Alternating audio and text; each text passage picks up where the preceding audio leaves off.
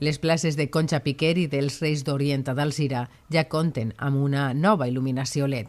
A més, s'ha vist millorada la seva imatge amb la col·locació dels fanals d'estil fernandí i sabelí ubicats anteriorment a la plaça del Regne, quedant així instal·lats en la seva totalitat.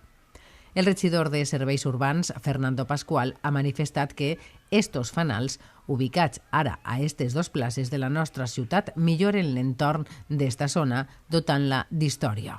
L'edil també ha volgut aclarir davant alguns rumors de la possible ubicació dels fanals a una zona privada que aquests elements són patrimoni municipal i, com a tal, s'han d'ubicar en un lloc emblemàtic de la ciutat, tal i com s'ha realitzat des de la seva regidoria. Considerarem, dins de lo que és la remodelació de la plaça del Reino, canviar els fanals i reubicar-los en el casco antic, concretament en el casco de la vila.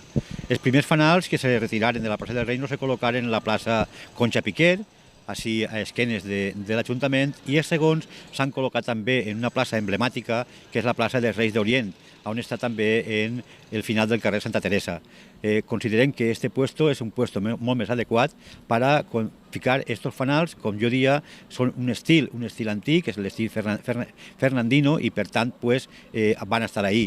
Sí que dir, de forma de broma, que algú se preguntava si aquests fanals acabarien en algun xalet. Pues no acaben en ningú xalet, perquè el que és el patrimoni municipal, en aquests moments este govern progressista el cuida, el mima i sobretot el torna a col·locar en els puestos més emblemàtics, i els puestos més emblemàtics estan en el centre de la vila. La instal·lació d'estos fanals d'estil clàssic a esta zona del centre històric ha estat realitzada després d'un estudi lumínic i paisatgístic d'ambdues places ubicades al perímetre del barri de la vila.